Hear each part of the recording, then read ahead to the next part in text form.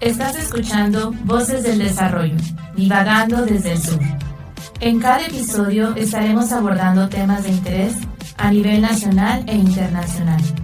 Este proyecto es apoyado por el Doctorado de Estudios del Desarrollo de la Universidad Autónoma de Zacatecas y por el Consejo Nacional de Ciencia y Tecnología, CONACYT.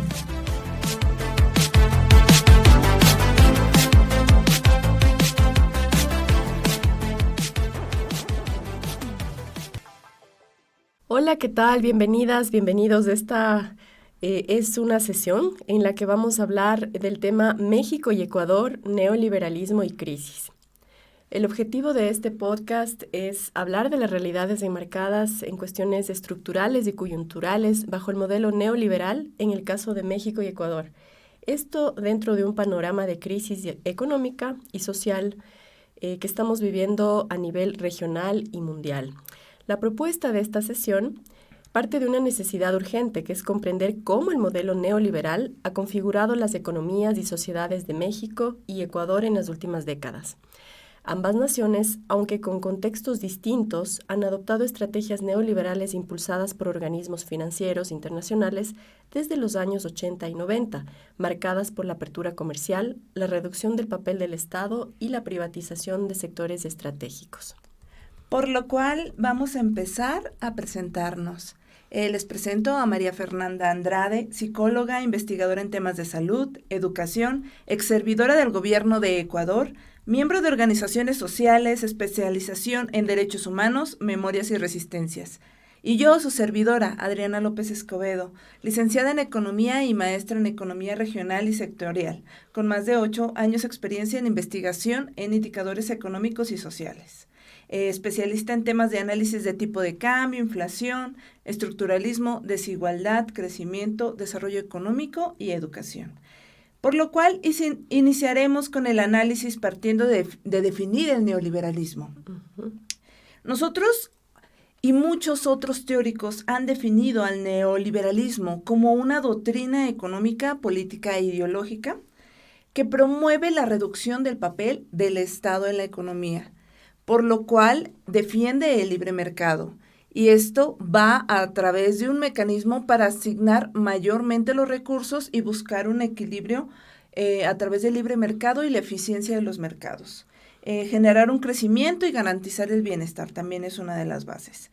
Se busca la liberalización del comercio, la privatización de empresas privadas, la desregulación financiera y laboral y también la austeridad fiscal. Por lo cual, este modelo neoliberal busca, como ya hemos mencionado, una apertura al libre mercado, una mínima intervención del Estado, una privatización de bienes y servicios públicos y una apertura comercial y financiera al exterior. Y eso es tal cual lo que estamos viviendo actualmente en nuestro panorama mundial, regional, aquí en América Latina, en México y Ecuador.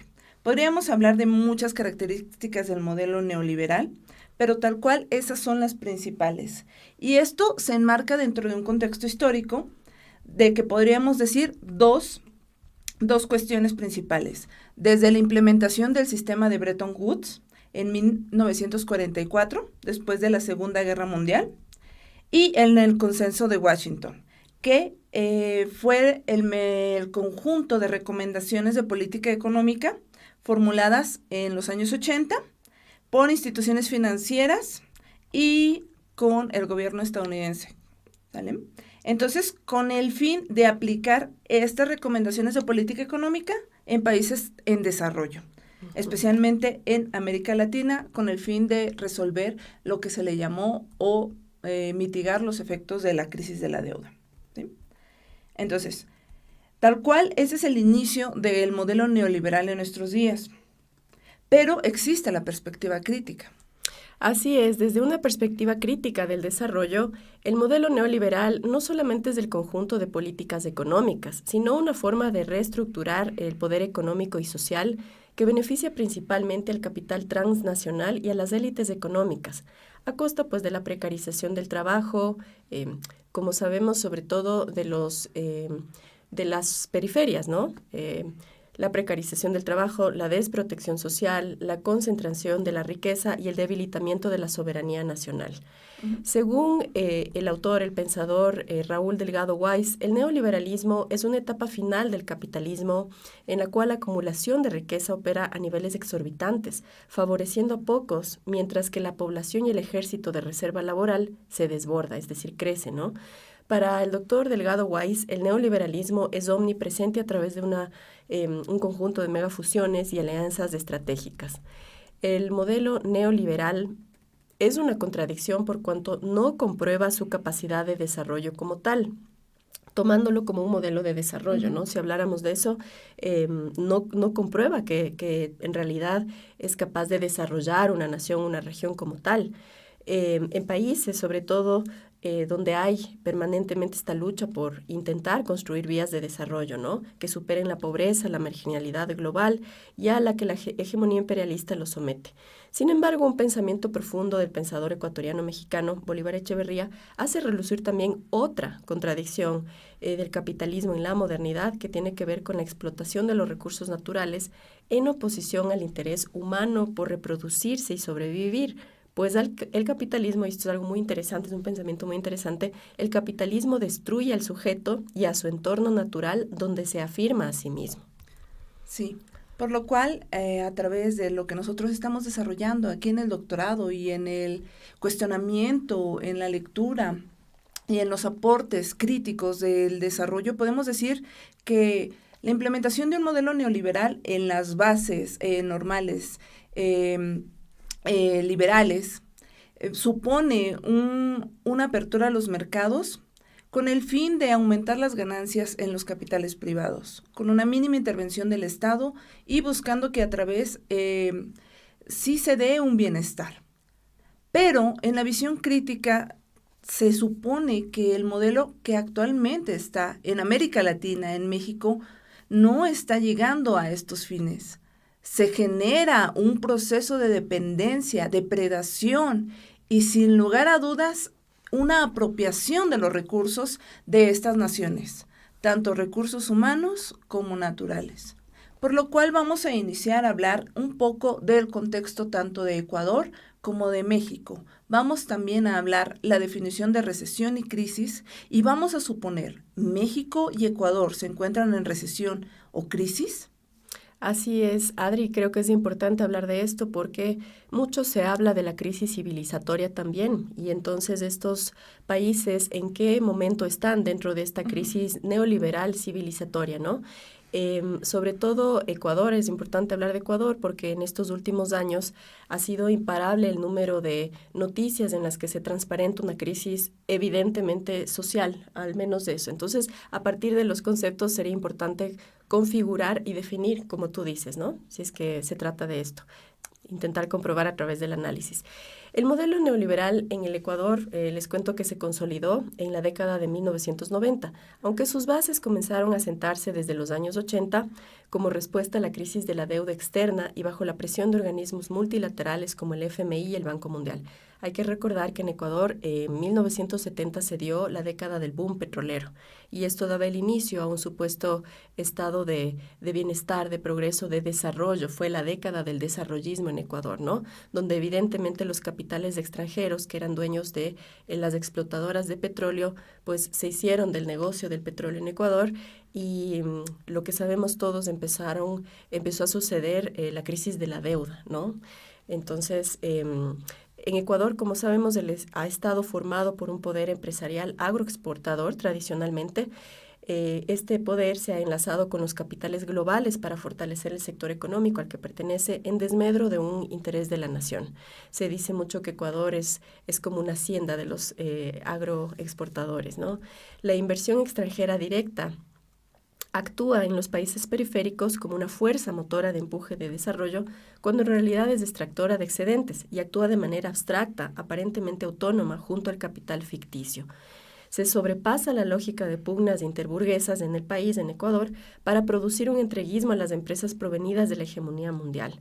Ecuador ha sufrido varios embates del sistema capitalista, siendo estos consecutivos y violentos en los últimos 8 años, sobre todo de gobiernos neoliberales. Hay que acentuar estos 8 años porque nunca antes se había visto un entreguismo directo, una pérdida de soberanía e incluso una injerencia en la gobernanza, ¿no?, de parte del imperialismo en Ecuador, en el gobierno del Ecuador. Con el inicio del nuevo milenio, las naciones pertenecientes al llamado socialismo del siglo XXI, es decir, nos estamos ahorita retrocediendo unos 15 años más o menos, 20 años, tuvieron al unísono la cancelación del imperio cuando los parámetros de equidad evidenciados en el bienestar de sus pueblos mejoraron. Acordémonos cómo creció, cómo se desarrolló y cuán grande fue el bienestar que mostraron países como Bolivia, Argentina, Ecuador, ¿no? Con estos gobiernos progresistas. Los grandes capitales armados, viendo justamente esta respuesta de bonanza y de bienestar a través de justamente toda su maquinaria, tanto gubernamental como de facto a través de leyes y a través de la dominación militarista, pues pusieron un límite, un freno a estos años de bonanza, ¿no? Los grandes capitales armados de sus estados miraron emanciparse a aquellos territorios y se escurrieron donde mejor encontraron ventaja, ¿no?, en medio de una crisis global, arreciando recursos, interviniendo en nuevas fases de gobernabilidad. Entonces, duró poco, la verdad, dicen la primavera, ¿no?, de los 10 años en Sudamérica, sobre todo. Y pues bueno, esa fue la respuesta, ¿no? El imperialismo volvió con más fuerza. La crisis del neoliberalismo se comprueba con la derrota de los ajustes estructurales de las instituciones promotoras del capitalismo global, como el FMI y el Banco Mundial, en su clara limitación para promover un desarrollo humano. Los créditos del FMI para Ecuador entre marzo del 2019 y diciembre del 2020, periodo de gobierno de Lenín Moreno, sumaron en total 5.899 millones de dólares y el crecimiento económico no se evidenció. Pablo Dávalos, que es un economista que ha sido asesor de gobiernos y que es asesor actualmente de la CONAIE, de la Confederación de Nacionalidades Indígenas del Ecuador, afirma que el gobierno de Lenín Moreno no tenía razón obligada para firmar acuerdos de condiciones con el Fondo Monetario Internacional, como sí la había, por ejemplo, en el terremoto del año 2016 en Ecuador, ¿no? Entonces, él dice, todos los indicadores económicos del país estaban relativamente bien. Había crecimiento económico, bajos niveles de deuda pública, baja inflación, bajo desempleo, descenso de indicadores de pobreza, entre otros. Sin embargo, se contrajo una deuda millonaria con el Fondo Monetario Internacional en ese tiempo, ¿no? Se eliminaron subsidios de la gasolina, porque es una de las condiciones del FMI, y esto produjo pues un levantamiento social, porque se eliminan los subsidios, elevan el precio de las gasolinas y se eleva el precio de todo, entonces hubo reacción social, hubo un levantamiento social importante en octubre del 2019, y ahí se vio justamente la primera respuesta militar y el primer impacto muy fuerte de parte de la fuerza pública. O sea, se vio que el gobierno, el Estado, pues, se mostraba de una manera muy violenta y con un claro poder sobre las masas. Luego vino el gobierno de Guillermo Lasso, conocemos, es un banquero ecuatoriano, profundizó esta recesión económica bajo la receta del FMI, los bancos y empresas de mayor dominio se fortalecieron y la obra pública de ese gobierno fue casi inexistente. La crisis política terminó de ver su punto climático luego de que este expresidente Lasso declarara la muerte cruzada, esta forma constitucional que hay en el Ecuador para cesar en funciones a toda la asamblea, los asambleístas, y poder tener decretos directos a través de la Corte Constitucional, ¿no? Entonces, como sabemos, luego vino el presidente electo recientemente que se reeligió, pues, Daniel Noboa, y pues viene un nuevo periodo definitivamente para Ecuador en el que todos los el capital criminal, digamos, se comienza a integrar a las prácticas de gobernabilidad, a las prácticas comerciales y a las cotidianas también de la sociedad, ¿no? Es muy interesante lo que dice Revista Crisis, que es algo que hemos estado leyendo y compartiendo últimamente y lo que he llevado también al conocimiento aquí en México.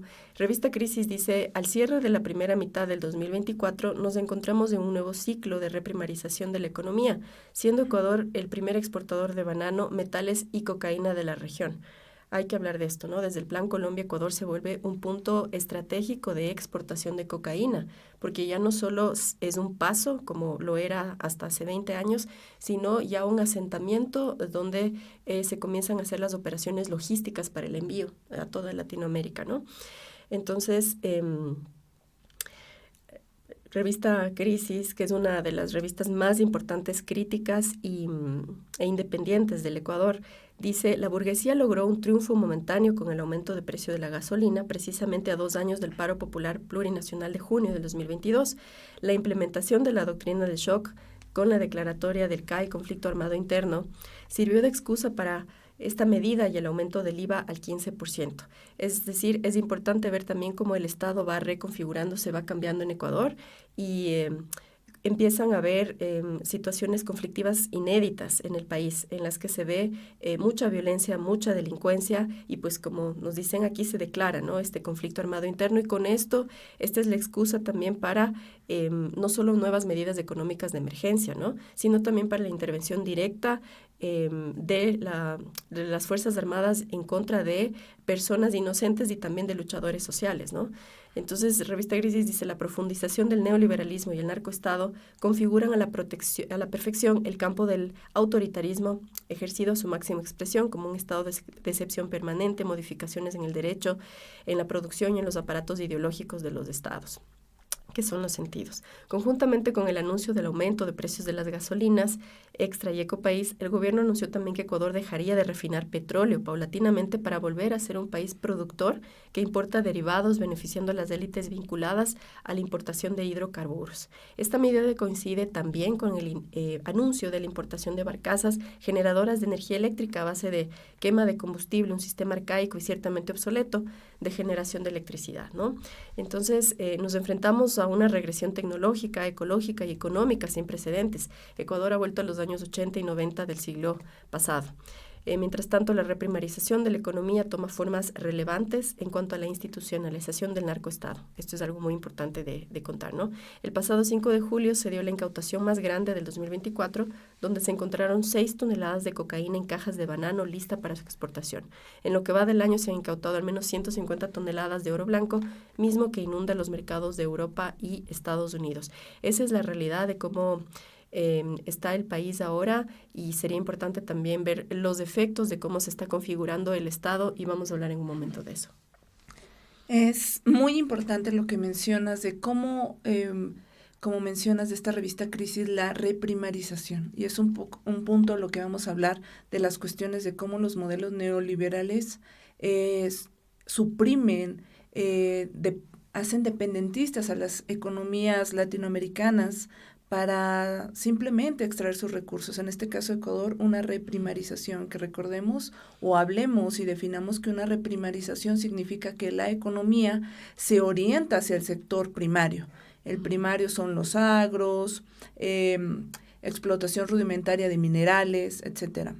Entonces, una reprimarización, ¿no? Y donde se busca que una economía sea libre, independiente, soberana, con un aumento en un crecimiento del sector secundario, es decir, que se explote su sector industrial, que se explote una autonomía en la producción de productos sofisticados con alto valor agregado y que se exporten y que se vendan al exterior, ¿no? Uh-huh. Y que igualmente se comercialicen dentro, ¿no?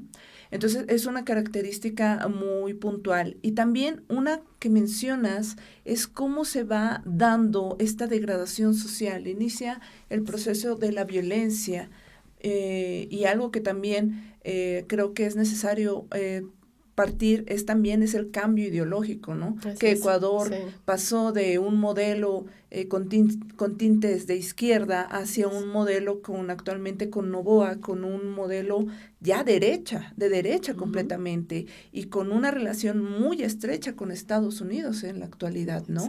Y eso también se puede ver desde que una economía, y en este caso la economía de Ecuador, tiene su economía dolarizada, es decir, que utiliza como moneda de cambio el dólar. Es decir, pone toda su economía al servicio de la economía estadounidense para usar el dólar.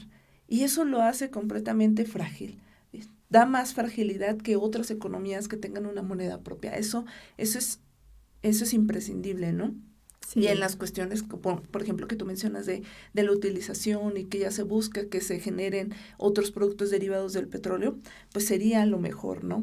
Pero ¿hacia dónde va Ecuador? Y, por ejemplo, ahora ya voy a hablar un poco del contexto de México, que también México inicia el modelo neoliberal desde la crisis de la deuda y de la adopción de las políticas estructurales. Ya muchos dirán que el modelo en México neoliberal y tal cual, que llegó a enfrascar y penetrarse entre toda la estructura económica, fue desde el tratado o la firma del Tratado de Libre Comercio con Estados Unidos, el TLC. Uh-huh. Que eso permitió bases muy grandes de crecimiento y mayores potencialidades que otras economías en la región latinoamericana, ¿sí? Eso permitió que por su cercanía a Estados Unidos y la generación de este mercado en común regional entre México, Estados Unidos y Canadá, se generaran potencialidades que lograran dar un crecimiento, ¿no? En un modelo neoliberal, ¿no?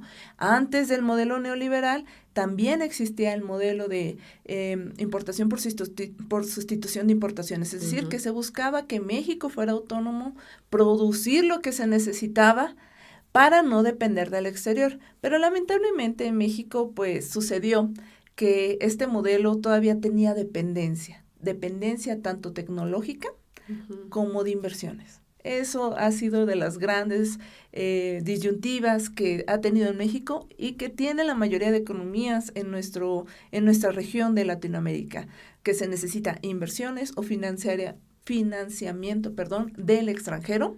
Uh-huh. Y se depende de la tecnología extranjera, que ahorita podemos decir que los polos tecnológicos actuales del mundo ya compitiendo con Estados Unidos en China, son Corea del Sur, uh-huh. ya hasta Taiwán, este polo tecnológico que está dando las pautas del desarrollo de los mercados y del desarrollo industrial. Justamente, uh-huh. ¿qué es lo que se busca, no? Entonces, podríamos decir que el neoliberalismo en México reconfiguró estructuralmente el modelo económico. Hay que hablar del hecho de que estructuralmente todas las economías basan su desarrollo bajo pautas muy puntuales de desarrollo. Ahorita mencionábamos el caso de Ecuador, que ya se menciona que una reprimarización, es decir, que reprimariza, es decir, que ya había adoptado un modelo primario desde antes, es decir, estructuralmente hablando y históricamente hablando, Ecuador siempre o en su momento, en su mayoría, ha adoptado un modelo de exportación y de producción primario, ¿sí? Uh-huh. Y en el caso mexicano también fue así. Desde el inicio de la colonia se inició un modelo primario exportador. Con el modelo de sustitución de importaciones, se buscó que fuera un modelo orientado al sector secundario exportador, y actualmente se dice que todavía estamos en un modelo secundario exportador, y esto a través del Tratado de Libre Comercio.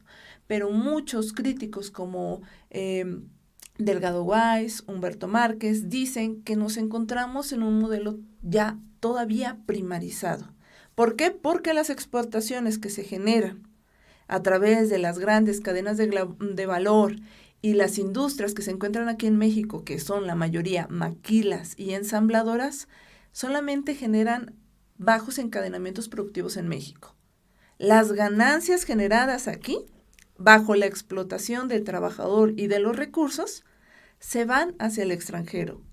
Y las pocas ganancias que se quedan aquí no generan encadenamientos productivos ni industriales. No genera ese efecto dominó, que se genere una industria nacional. Y eso también va a la parte de esa subordinación que se necesita el capital transnacional y también el capital que podríamos decir geopolítico, ¿no? Naciones como Estados Unidos, que ostenta actualmente la hegemonía y que ahorita está peleando con China, busca que los países estén subordinados Es decir, que no tengan la capacidad propia de producir, que tengamos una dependencia tal cual. Y por eso, el que no se generen encadenamientos productivos, que no se genere una soberanía productiva dentro de los países, es conveniente para ellos. Sí, por eso, subordinados a través de mecanismos que prestan, que dan la mano, como el Fondo Monetario Internacional, a través de la deuda privada, y que los países latinoamericanos u otros países en condiciones altamente de desigualdad se sienten asfixiados con los pagos de intereses de la deuda. Además de la deuda pública que ellos tienen y otros problemas, por ejemplo, que mencionábamos ahorita, el aumento de la inseguridad, el aumento de las desigualdades sociales, la fractura social, ¿sí? Entonces, eso podríamos decir tal cual de lo que representa México. Podemos hablar de muchos otros indicadores de que subyacen a explicar a México, pero ya partamos a hablar de lo que conviene a nosotros decir, cuáles son las similitudes en tanto México y Ecuador. Como ya decíamos, ambos adoptamos un modelo neoliberal, es decir, la subordinación hacia el capital extranjero y hacia naciones extranjeras. Cada uno ha tenido sus diferencias, podríamos decir. El modelo de Ecuador ya actualmente se encuentra otra vez primario exportador, el mexicano secundario exportador, aunque algunos otros dicen primario exportador. E igualmente existe un debilitamiento del Estado. ¿Eso dirías en México? Sí. Sí. Sí. Y también un debilitamiento del Estado y de las funciones estatales, yo también diría en Ecuador. Porque Ecuador es seguro, sí, es muy visible. Porque aunque actualmente el gobierno de Noboa tenga un tinte de derecha, está dando pauta a la apertura de capitales privados y una intervención hacia otros capitales, ¿no? En el caso de su nación. Y en México también es así. Nosotros tenemos una gran subordinación a los capitales extranjeros. Nosotros, la generación de industrias o más que nada de la inversión extranjera directa en el territorio, mínimo en el último mes, han sido por reinversiones, es decir, no ha habido nuevas inversiones. Porque además ahorita el panorama que nos encontramos geopolíticamente hablando con el gobierno de Donald Trump de Estados Unidos, que está imponiendo bastante miedo y temblor en los mercados, con esto de imponer aranceles a productos de gran impacto en las industrias como es el acero, pues genera esas tensiones, ¿no? Y en México está generando de que no se den tantas inversiones como lo fueron hace un año o hace 2 años. A nivel de gobierno, a nivel de manejo institucional del aparato del Estado, México siempre ha mostrado, o más bien dicho, en los últimos años, ha mostrado mayor control y su capacidad para el manejo de las necesidades sociales, ¿no? Sí. Entonces, en ese sentido, sí existe un poco de diferencia, digamos, en el manejo y en el control de la situación del país y de su pueblo, ¿no? Sí, y claramente porque nuestro gobierno actualmente, que se le denomina el segundo piso de la cuarta transformación, un modelo que es la segunda etapa del modelo de la cuarta transformación con Andrés Manuel López Obrador, ahorita con el gobierno de Claudia Sheinbaum, va hacia un lado un corte, sí, capitalista, neoliberal, pero izquierda central, ¿no? Es decir, que busca que sí se dé ese desarrollo económico, ese crecimiento en México, pero sin descuidar lo social. Entonces podríamos decir que esa es la gran diferencia en México y Ecuador. El asistencialismo, sí, ¿no? Sí. Sigue habiendo en México, ¿no? Uh-huh. Aunque muchos se dicen que el asistencialismo, ese hecho de dar dinero hacia programas sociales que tal vez no tenga un encadenamiento productivo o un desarrollo productivo tan palpable, pues solamente es un paliativo. Es un paliativo completamente, un paliativo así, ¿no? Uh-huh. Simplemente para calmar a las masas, para que no haya esa crítica social, ese levantamiento social hacia lo que realmente está pasando, que eso también es una similitud. En México y Ecuador están pasando niveles de violencia increíbles. Y es a través de estas organizaciones delictivas, organizadas, que ya están organizadas no solamente en la propia nación de cada uno, sino que ya podríamos decirlo que son organizaciones multinacionales, ¿no? Uh-huh. Ya son capitales delictivos que trascienden fronteras. Tú hablabas del caso de que Ecuador se dio el plan con Colombia, ¿no? De que... el Plan Colombia, sí. Sí, Plan Colombia, uh-huh. ¿no? O sea, tanto es el poder de estas organizaciones criminales y de los productos y los mecanismos que generan, que se mete dentro de las estructuras sociales de todos los países latinoamericanos con un fin, ¿no? Producir productos uh-huh. para exportar hacia países que son los principales consumidores, como por ejemplo ahorita se está dando la crisis de fentanilo en Estados Unidos, ¿no? Pero hablemos entonces tal uh-huh. cual. A ver, ya para definir, y ya, ¿qué es recesión y crisis? Una recesión en sí es la caída de la actividad económica por varios trimestres, más que nada 2 trimestres, ¿sí? Krugman decía que tal cual es una fase del ciclo económico, por una disminución de la producción, ¿sí? Entonces, sería una fase del ciclo económico con una característica principal de disminución del Producto Interno Bruto, la caída en la inversión y en el consumo, aumenta el desempleo, se reduce la producción industrial y se reduce también la confianza empresarial y al consumidor. Uh-huh. Y en el caso, una crisis económica sería una situación más grave que una recesión. Es una caída, un colapso generalizado del sistema, no solamente un proceso de recesión, de que va bajando el indicador, por ejemplo, del crecimiento, la producción, sino que es un colapso abrupto y nosotros hemos tenido crisis bastante significativas. La última que podemos mencionar es la crisis por el COVID, que generó un descontrol en las cadenas de suministro, en las cadenas productivas, temores en los mercados, ¿sí? Uh-huh. Y estas crisis pueden tener efectos prolongados y estructurales. Puede tener diversas causas como financieras, fiscales, productivas, externas, políticas, coyunturales. Y la última, por ejemplo, fue un caso de salud, ¿no? Un efecto coyuntural sobre la propagación de un virus, ¿no? Entonces, hay indicadores, ¿no? Para detectar la recesión, ¿verdad? Sí, claro. Que es el Producto Interno Bruto negativo durante al menos 2 trimestres consecutivos. Hay desempleo creciente, hay una disminución del consumo y la inversión privada, hay una caída en la producción industrial y los índices de confianza empresarial y de consumidores bajos, ¿no? Uh-huh. Y bueno, hay también estos indicadores que nosotros quisiéramos hablar sobre el Ecuador, porque mucho se habla de la crisis, si hay crisis o no hay crisis en Ecuador, porque la crisis social es muy evidente, ¿no? Sí. Entonces, dentro de la tasa de Ecuador, aquí tenemos justamente el Producto Interno Bruto histórico, ¿no? Que en el 2024... Uh-huh. Ha tenido caídas, sí, ha tenido caídas en los últimos trimestres.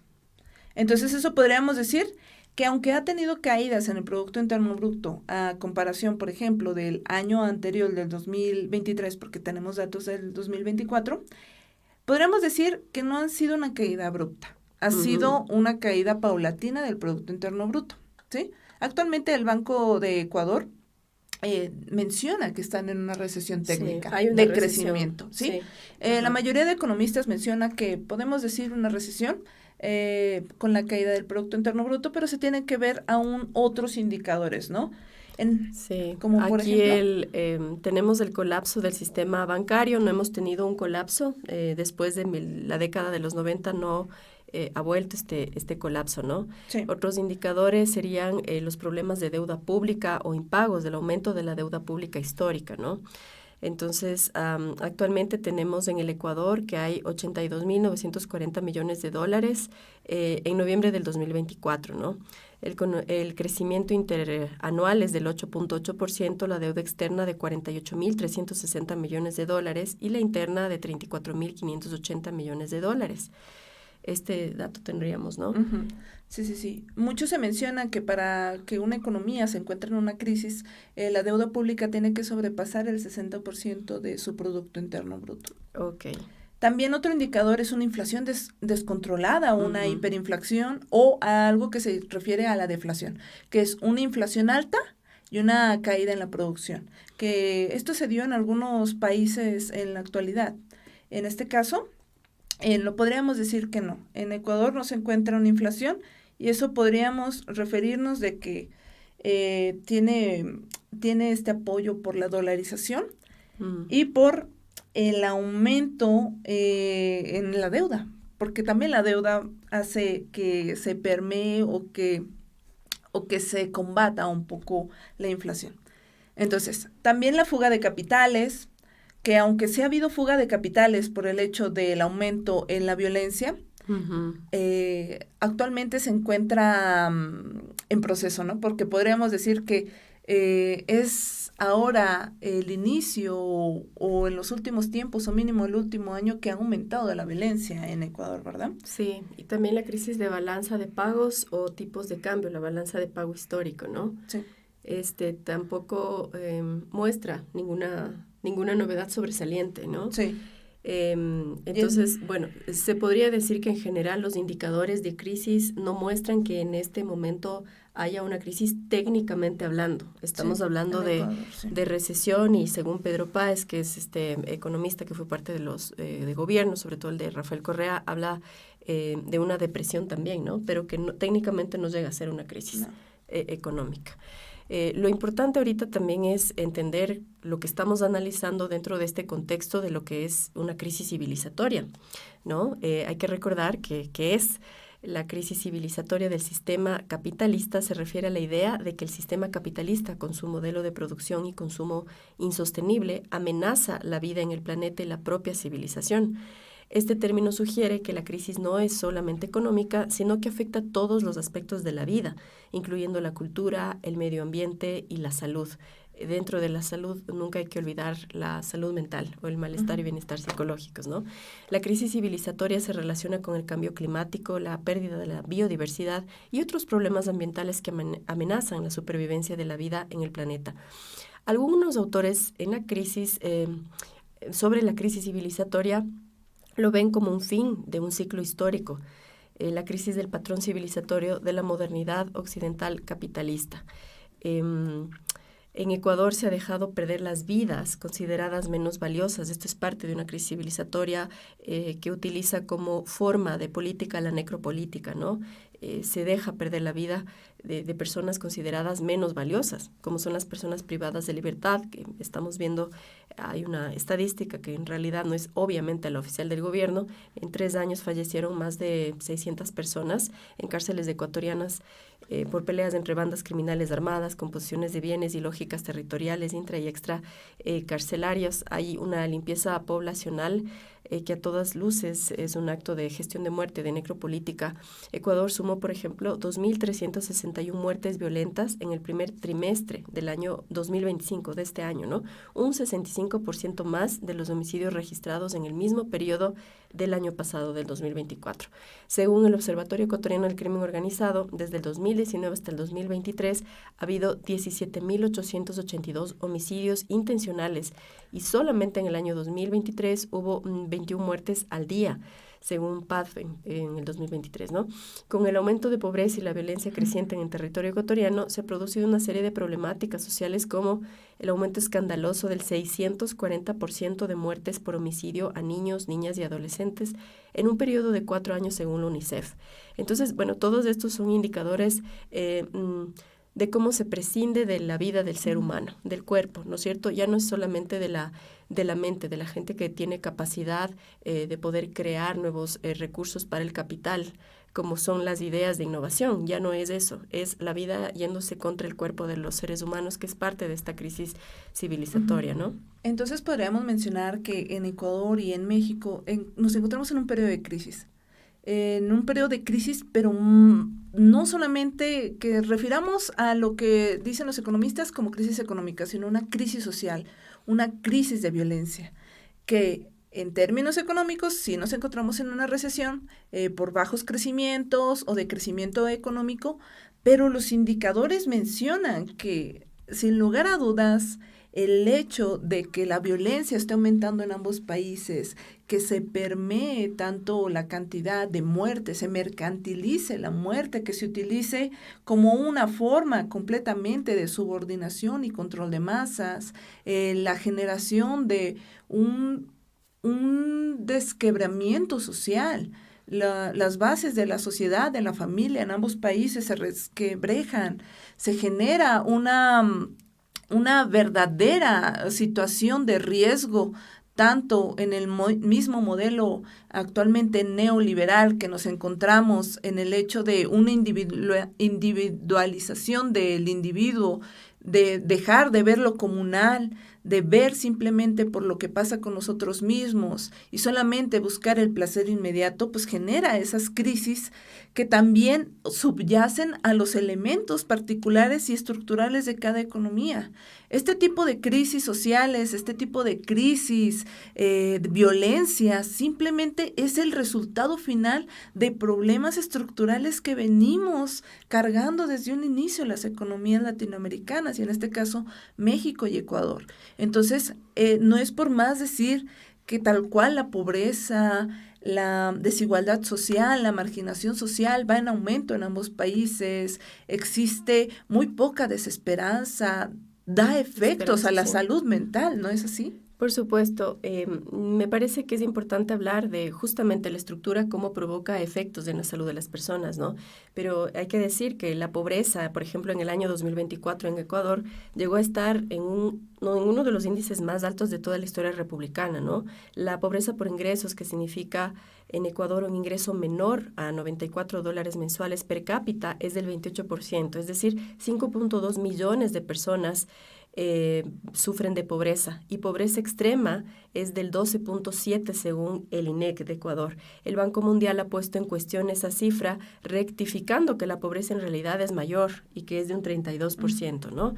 Entonces son datos alarmantes en los que por eso es que ha subido también el índice de suicidios en chicos, sobre todo sabemos cuál es el segmento etario en el que se da esto en todos los pueblos del mundo, que es en la juventud, ¿no? Desde los 18 años hasta los 30 años, en la edad en la que comienza la persona a tener su proyecto de vida, porque no tiene norte, no hay orientación, y no hay orientación porque existe el neoliberalismo dictándonos las formas de vida, que son la privatización, el no contar con el otro, cuestión que desnaturaliza al humano, porque somos los humanos dependientes los unos de los otros en gran medida y en una medida estructurante, ¿no? Entonces, hay mucha problemática en cuanto a la salud mental, en cuanto a las relaciones humanas también, y las relaciones humanas también entorpecen el trabajo, ¿no? El hecho de habernos automatizado a través de la emulación de la máquina, a través de insertarnos en estas lógicas de solamente vernos como un fetiche para el funcionamiento de la automatización, vernos como máquinas que solo tenemos que producir, desnaturaliza nuevamente lo que somos, ¿no? Entonces, me parece que eso es parte muy importante de todo lo que estamos hablando de la crisis civilizatoria, ¿no? Sí, y otra de los efectos también que podríamos mencionar, que no tenemos que olvidar, es que en ambas naciones está dando ese proceso de migración, ¿no? No ven oportunidades dentro del país, ven desesperanza dentro del país, de las estructuras sociales, institucionales, ven que no hay empleos, que no se genera un clima propicio para desarrollarse y que es lo que hacen algunas personas. Como tú mencionas, por ejemplo, muchas personas bajo la desesperanza, pues cometen, por ejemplo, suicidio, hay algunas otras problemáticas de cuestiones mentales, pero algunos otros, ¿qué es lo que hacen? Buscar la migración, emigrar de tu país de origen, perdiendo tus raíces, yéndote a buscar un mejor futuro. México es un punto clave de migración hacia Estados Unidos, pero en los últimos años también Ecuador ha habido un aumento en la migración internacional, también a causa de esto, ¿no? Así de que es, las personas no se segunda. encuentran. Que no se encuentran seguras dentro de su territorio. Y estas solamente son expresiones de un modelo neoliberal que solamente busca tener ganancias extraordinarias a través de, como tú dices, automatizar al ser humano, usarlo como un recurso meramente de explotación de ganancias y a la vez explotando los territorios y el medio ambiente. Entonces, ¿qué podríamos hacer nosotros? O sea, tenemos que repensar, o el desafío es repensar hacia un modelo que sea propio de nosotros, ¿no? Porque el neoliberalismo es un modelo apropiado y impuesto bajo organismos internacionales y economías hegemónicas, ¿no? Entonces, necesitamos repensar más allá cuáles son nuestros contextos, qué potencialidades tenemos como territorio y qué problemáticas tenemos.